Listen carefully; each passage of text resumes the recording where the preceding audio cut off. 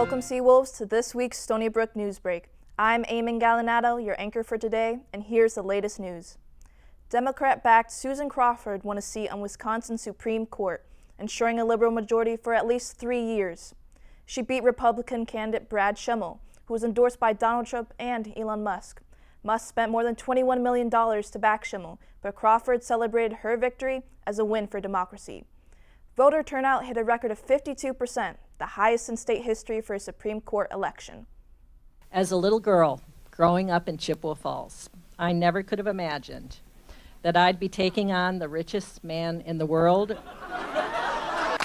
I've spent my whole career fighting for Wisconsin as a prosecutor, a lawyer, a judge, and now a soon-to-be justice on the Wisconsin Supreme Court.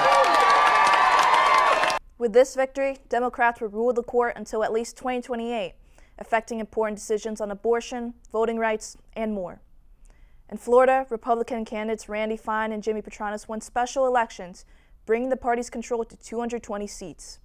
Republican-backed Judge Meredith Sasso retained her seat, defeating Democratic challenger Andrew Warren. The win solidifies a conservative majority that is expected to shape rulings on issues such as reproductive rights, redistricting, and gun laws for years to come.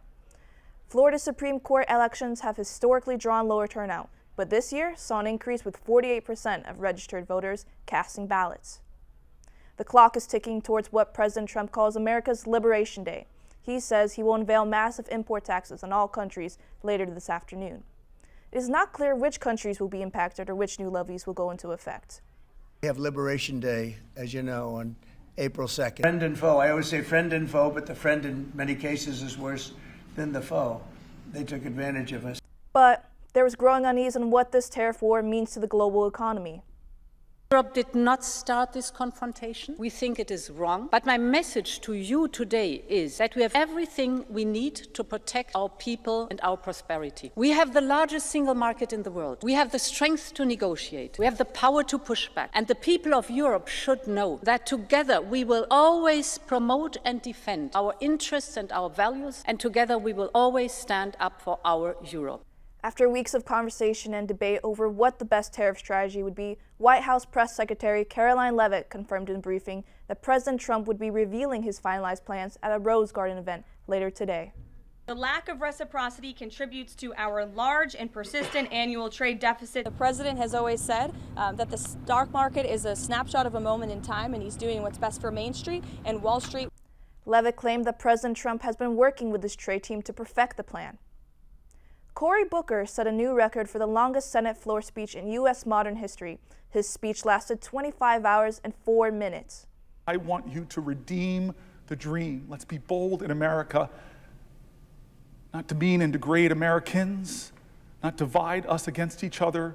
Let's be bolder in America with a vision that inspires, with hope that starts with the people of the United States of America. That's how this country started. We, the people. Let's get back to the ideals that others are threatening. Let's get back to our founding documents, that those imperfect geniuses had some very special words at the end of the Declaration of Independence. It was one of the greatest in all of humanity declarations of interdependence.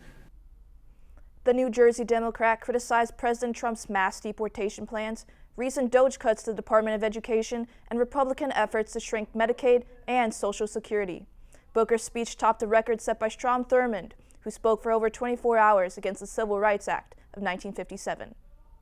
That is it for today's show. Signing out from the studio, I'm Eamon Gallinado, and we'll see you next week.